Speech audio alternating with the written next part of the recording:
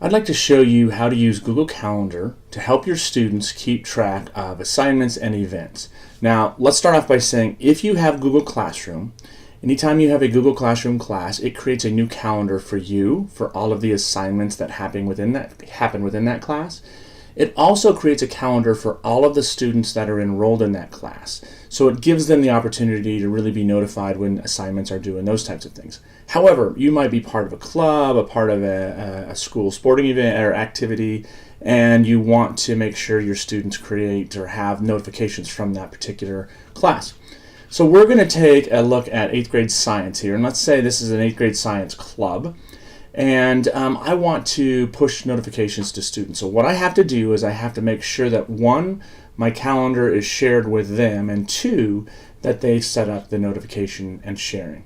So I'm going to click on these three little dots right here, and I'm going to go to settings and sharing. Now what you're going to notice is that right now, because I'm inside of a G Suite domain, and most schools are, I'm just going to say make available for Beyond the Chalk. So that's my entity. So consider it like my school.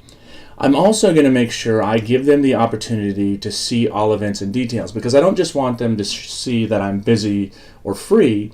I want them to be able to see the details, because I'm going to push those event details out to my individual students. So once I have that done, I'm good to go on my end. If I absolutely wanted to, and let's say I had a contact group, I could actually push it to students this way, but I'm going to show you a different way to do that. So now that I have this set up, I'm not going to make it public, I'm just going to make it available to everybody inside my domain. I'm going to come back to this calendar here, and one of the things you'll notice up here is I can add a coworker's calendar. So now if I click on this, I can actually start typing in the name, and so let's just say I've got Jeff right here. Notice I can add Jeff at Beyond the Chalk.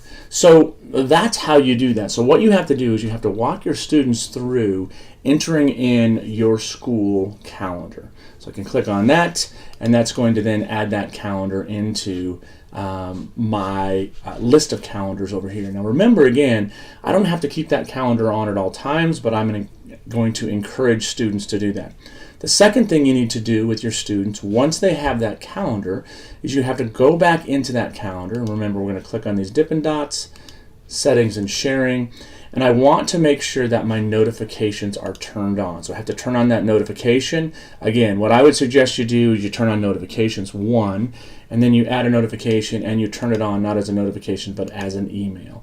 And you can adjust these times. Again, for your students, I might actually consider using days instead of minutes, and that gives them a better idea of what's coming up one day before the assignment rather than 10 minutes. So that's how you set up a simple workflow for your students when you're sharing events out to them.